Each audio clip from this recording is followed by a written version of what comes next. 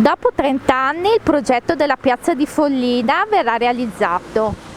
Sì, oggi per me è una giornata speciale, siamo riusciti a dare l'incarico della progettazione della piazza di Follina e lasciatemi dire che oggi l'emozione supera la soddisfazione, in quanto già 30 anni fa nel mio programma elettorale il primo punto all'ordine del giorno era proprio il rifacimento di questa piazza.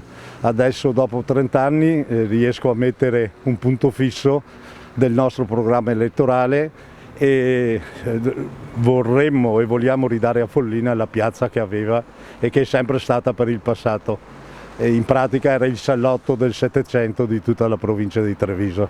Qual è l'obiettivo principale di questo progetto e più o meno a livello di tempistica quanto ci vorrà per vedere la nuova veste della piazza di Follina? L'obiettivo è quello di ridare un centro storico a misura d'uomo per la comunità follinese e la tempistica è quella di arrivare in tempi brevi, perché speriamo e vogliamo che attraverso il Recovery Fund e attraverso le associazioni di cui facciamo parte, cioè i borghi più belli d'Italia e anche l'associazione delle città slow, possano arrivare a Follina dei finanziamenti per permetterci di fare in tempi brevissimi questo intervento. Abbiamo preso in considerazione soprattutto le prescrizioni che ci sono state date dall'associazione di borghi più belli d'Italia, perché al momento in cui siamo entrati a far parte ci siamo impegnati a togliere soprattutto le vetture dal centro storico, dalla piazza. Per cui questa è una prescrizione che dobbiamo sicuramente assolvere, anche perché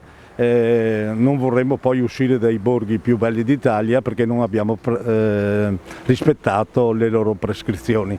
Con la città slow viene tranquillamente a soddisfare quelli che sono le indicazioni della città slow, in quanto si potrà portare più a misura umana, più a misura del turismo lento, l'intero centro storico di Follina. Dal punto di vista tecnico, andando più nello specifico, cosa verrà realizzato? Che cosa prevede questo progetto? Allora, innanzitutto bisogna precisare che progettare una piazza è uno dei temi più complessi per un professionista, perché la piazza rappresenta il centro di un tessuto urbano e nello specifico di Follina rappresenta una lunga storia di secoli.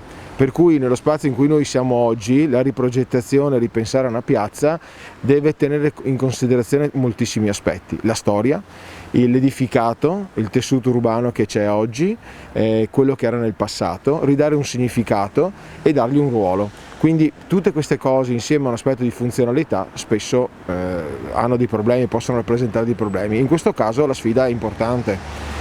La volontà è quella di ricomporre il concetto di piazza in modo che possa essere vissuta come tale, come aggregazione della comunità, e far sì che l'eventuale viabilità entra in punta di piedi all'interno della piazza, viene ospitata, lei deve sentirsi come una seconda scelta all'interno, non come oggi che in realtà primeggia e la piazza non c'è solo come spazio indicato, come nome, ma in realtà c'è una viabilità e un parcheggio che sono predominanti. La scelta di progetto sarà quella non solo di limitarsi al perimetro di quella che era la piazza di un tempo, ma di tenersi in spazi più ampi, anche perché dove c'è oggi la vecchia sede municipale è un altro ambito che deve essere ripensato. La piazza non ha un limite ben preciso in questo caso, ma deve considerare anche tutte le nuove aree limitrofe. Questo perché? Perché si dà una maggiore e migliore leggibilità, lì si dà anche un ruolo, perché se tolgo comunque dei parcheggi devo trovare dei nuovi posti auto, se do delle possibilità di camminamento e fruibilità devo riuscire a gestirle rispetto alla viabilità che c'è oggi. Quindi è un concetto di razionalizzazione, di lettura storica, ma con un'attenzione alle necessità, alla contemporaneità.